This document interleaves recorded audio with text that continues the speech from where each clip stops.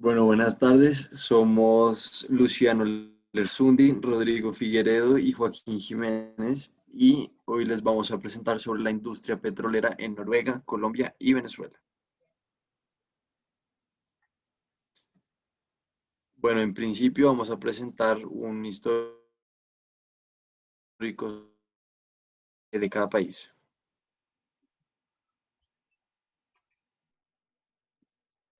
Empezando por el caso de Noruega, los primeros indicios de presencia de petróleo en la cuenca hidrográfica del Mar del Norte se dieron en 1962. En 1963, el gobierno de Noruega decreta su soberanía sobre los territorios submarinos y derecho de explotación de recursos naturales. En 1965 pasa algo interesante, y es que al encontrarse a ambos lados del Mar del Norte, el Reino Unido y Noruega realizan un tratado de concesiones en la que a cada uno le corresponde la mitad de la cuenca hidrográfica del Mar del Norte, dividiéndolo por toda la mitad y creando una frontera. Em, el gobierno obtenía beneficios económicos por medio de regalías e impuestos sobre el petróleo ya extraído, y buscaron incentivar en el primer periodo de concesiones la participación por parte de compañías extranjeras por dos razones principales. La primera es que Noruega era un país nuevo en el campo del petróleo, así que querían dejar que compañías norteamericanas principalmente participaran para observar y poder aprender de ellas. Y la segunda razón es que toda la maquinaria necesaria para la extracción de petróleo venía directamente desde los Estados Unidos. La primera temporada de perforación se llevó a cabo en 1966 al norte del país. En 1969, la petrolera norteamericana Phillips cambió el curso de la historia porque encontraron petróleo en el suroeste del país, en donde se creía que no había. En 1970, durante el segundo periodo de concesión, el gobierno de Noruega buscó incentivar la participación de empresas nacionales. Esto se debió a que ya habían aprendido lo suficiente de las empresas extranjeras, por lo cual hicieron una inversa de lo que habían hecho en el primer periodo de concesión, aumentándole los impuestos a la participación extranjera y así incentivando la participación de empresas nacionales. Después, con Nord Hydro, el gobierno buscó que esta petrolera se convirtiera en la petrolera líder a nivel nacional, lo que culminó en que en 1972, debido al éxito de la petrolera, decidieran crear la empresa Statoil, cuyo dueño sería el Estado de Noruega. Esto ayudó a que pudieran crear un fondo de pensiones, que es el Fondo de Pensiones del Patrimonio de Noruega, con todas las ganancias derivadas del petróleo, del cual hablaremos más adelante.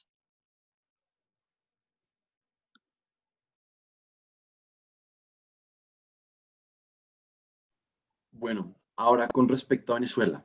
El desarrollo de petróleo en Venezuela empieza en 1799 con el hallazgo del primer pozo.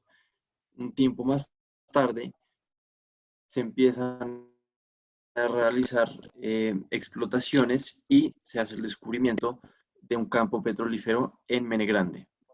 Desde un tiempo después, en 1914 a 1917, eh, aumenta la producción, pero esta se ve retrasada debido a la Primera Guerra Mundial. Eh, También, siguiendo a esto, se crea la primera ley petrolera. Y lo que dice esta ley es que se establecen las reservas nacionales, así como un mínimo de regalías del 15%.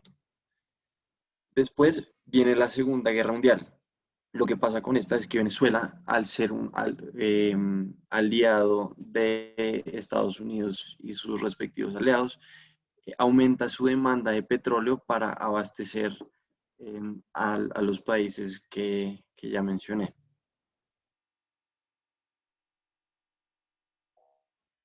Siguiente. Bueno, en 1960 se crea la OPEP, que es la Organización de Países Exportadores de Petróleo, y se crea para buscar una solución a la caída de precios del petróleo de la década de los 50. Dentro de estos países están Venezuela, Irán, Arabia Saudita, Irak y Kuwait. Em, y, y se crea donde los países principales productores de petróleo se unen para establecer el precio internacional del petróleo y garantizar que sus intereses se cumplan. Siguiendo a esto, viene la crisis del petróleo de 1973, donde países del Golfo Pérsico inician negociaciones con empresas petroleras intentando aumentar su participación de propiedad.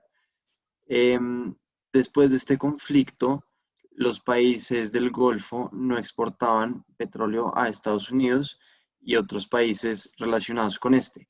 Por lo tanto, Venezuela tuvo un aumento significativo en las utilidades por producción de petróleo. Quería usar estos beneficios para aumentar el empleo, combatir pobreza, aumentar ingresos, diversificar la economía y otros, pero sin embargo, los miembros de la OPEP están violando uno de los requisitos del contrato, que era que tenían cuotas establecidas de producción. Por lo tanto, los precios cayeron y llevaron a Venezuela a una deuda muy grande y a una recesión. Después, en 1976, llega la nacionalización con el plan económico de Carlos Andrés Pérez para diversificar la economía. Y de ahí, en 1976, nace Petróleos de Venezuela S.A., que es la empresa estatal de Venezuela del petróleo que controla la explotación de hidrocarburos.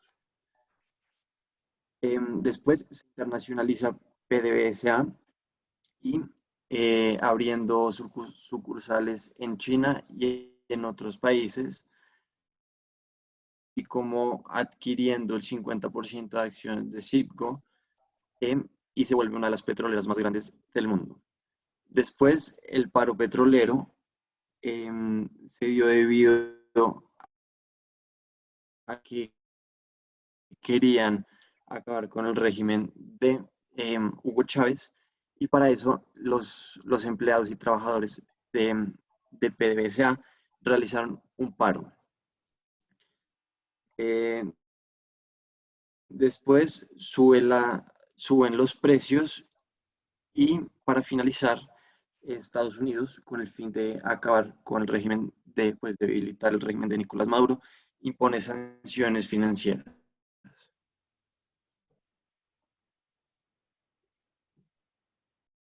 Bueno, ahora venimos a hablar también del contexto de la historia que llevó a la generación del petróleo en Colombia.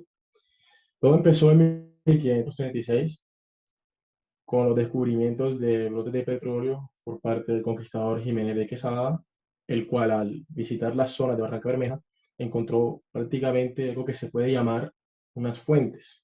Estas fuentes de estas brotaba un líquido aceitoso negro que los indígenas de la zona usaban para muchas cosas, pero en sí los españoles también usaron para la impermeabilización de sus botes.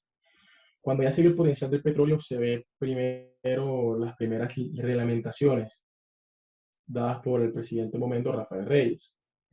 Y con esto la gran, digamos, necesidad, la gran deseo de participación de agentes internacionales llevó a la creación del decreto 34, que le da la concesión petrolera a Roberto Mares. Estas concesiones petroleras hablan principalmente de cómo dar los derechos de extracción a agentes privados, los cuales tendrían que aportar también al gobierno colombiano. Pero después de el Roberto de Mares, vemos cómo esta concesión petrolera se llamó la concesión de Mares, y esta se trasladó a Tropical Oil Company, la cual tuvo grandes problemas con diferentes huelgas, y cosas como la Unión de Obreros, entre otras. Con esto llega el presidente Enrique Olaya Herrera, el cual genera la Ley 37, que determina que el petróleo es la propiedad de la nación. Solamente se podrá explotar a medios de contratos que estén acorde a esta ley. Ahora, después de esto, más adelante, se viene otra transición cuando dos empresas se unen para la creación de Ecopetrol. Siguiente, por favor.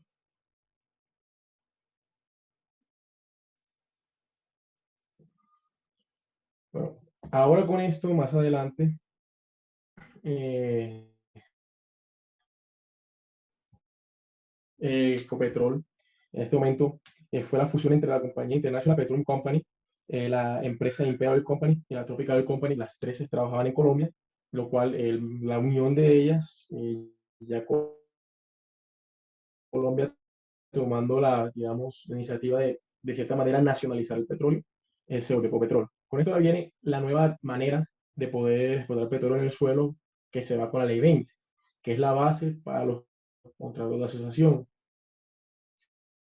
en donde vienen yo como agente, yo como gobierno del lado público del Estado, principalmente público, cojo y le doy concesiones, le doy permisos a los agentes privados para poder explotar. Pero ya con esto, con pautas más cerradas en cuánto dinero en impuestos y en diferentes tipos de recaudo entregará para, digamos, en este caso, para el gasto gubernamental. Más adelante, en 1983, ya se ve una investigación más grande donde se empiezan a encontrar yacimientos, como el yacimiento Caño Limón, uno de los más grandes productores de petróleo en Colombia, y también el Cupiagua en 1993. Ya con todo esto se crea la la cual es la agencia del gobierno que está puesta por el Ministerio de Minas y Energía, que administra y regula recursos de hidrocarburos en la región. Con estas se inauguran unos contratos de tipo EIP y TA en el 2007, el cual las características del contrato de EIP son el proceso de asignación directa para los procesos competitivos de un contrato que se publica ese parte de los términos de referencia, en este caso, alrededor del petróleo. Y los TEAs, que son principalmente para la explotación, los cuales se basan en el estudio primero del suelo y para dar la decisión si empezar, digamos, proyectos petroleros por un máximo de 34 meses en las áreas continentales. En este caso, las áreas donde se pueden llevar este tipo digamos, de estas actividades tienen que ser superficial geológica, pozos estratigráficos y aerofísica, así como hay muchos más. Con esto, ya con este gran ingreso de dinero del pueblo colombiano, todo el petróleo que ha entrado en el 2010, se genera un nuevo sistema general de regalías. ¿Para qué se necesitaba esto? El gobierno quiso también destinar gran parte del dinero traído del petróleo a actividades como ayudas en la pobreza, subsidios, mejorando movilidad social y estándares de vida en el suelo colombiano. Ya en el 2012 fue cuando Colombia alcanzó prácticamente el primer récord, que fue prácticamente la producción de 1 millón de barriles de petróleo al día. Ya listo, hasta la siguiente.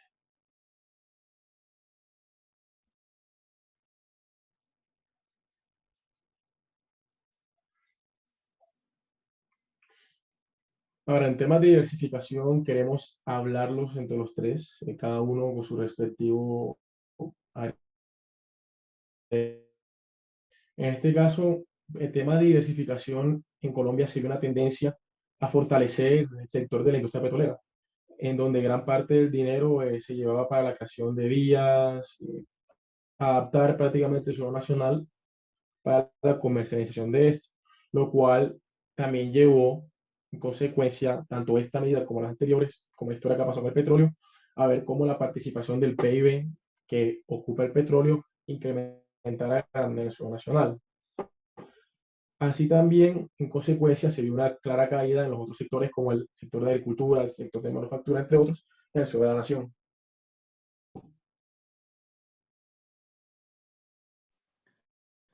Ok, en el caso de Venezuela, también hubo un dominio del sector petrolero sobre los otros sectores. Esto conllevó a que con unas ganancias de este sector se quisiera, se quisiera la infraestructura y otros temas sociales. Sin embargo, em, hubo cierto olvido de otros sectores industriales, como fue el caso del sector agrícola, en donde hubo una comparación en que en el año 1950 em, las ganancias de este sector representaban un décimo de lo que se representaban hacía 30 años.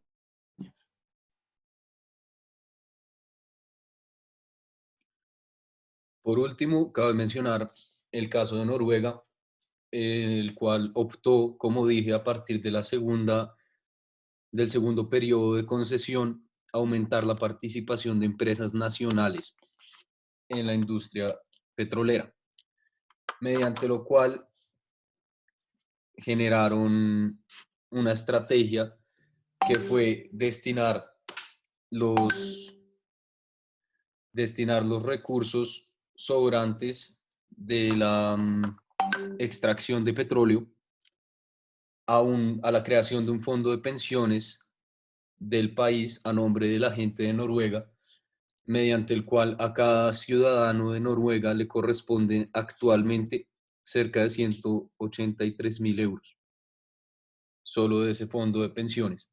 Este fondo lo explicaré más adelante en las próximas diapositivas.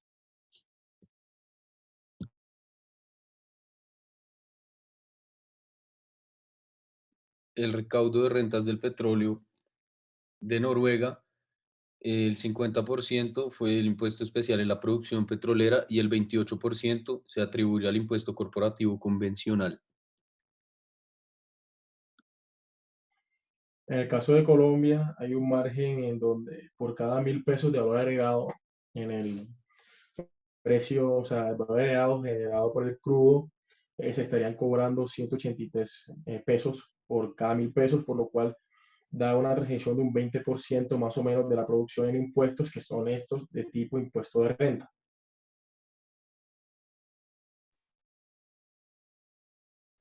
Y por último, en el caso de Venezuela, en principio se estableció un 15% de regalías, pero sin embargo, un tiempo después se estableció una norma llamada 50-50, en la que se, em, se impondrán impuestos del 50%, donde el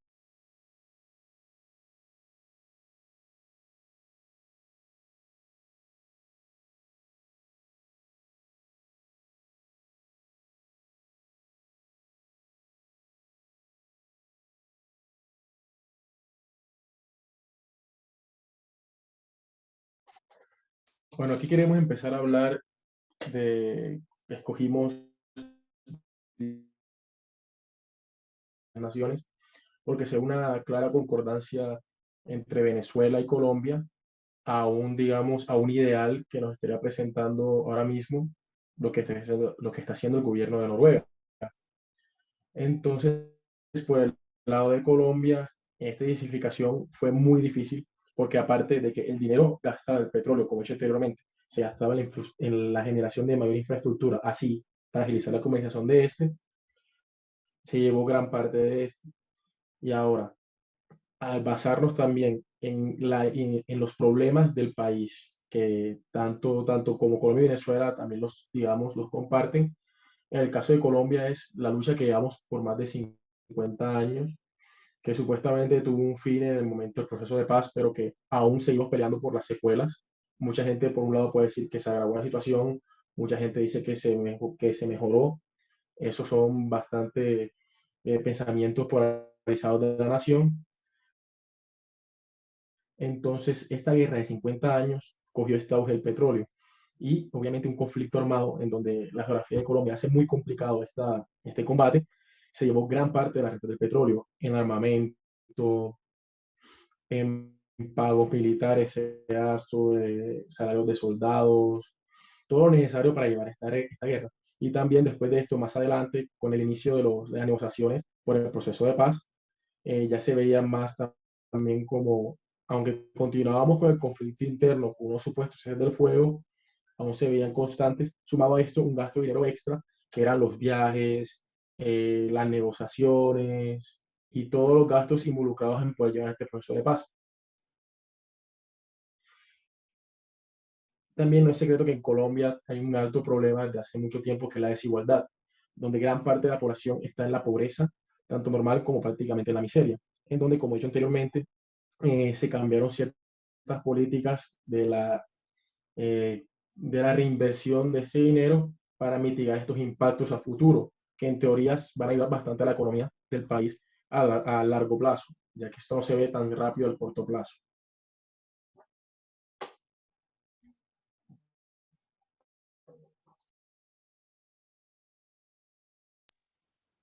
Bueno, y en el caso de Venezuela, como bien se sabe, en el régimen de Hugo Chávez,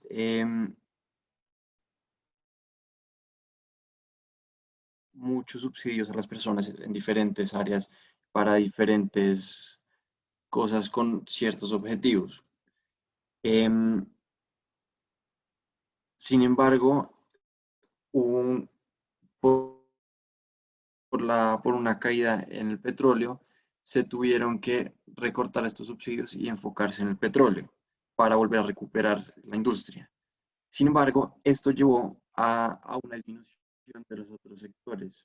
Como ya lo mencioné, el agrícola fue uno de los principales que se vio afectado. Como dije anteriormente, la representación que este sector tenía em, cambió drásticamente en el lapso de 1920 a 1950.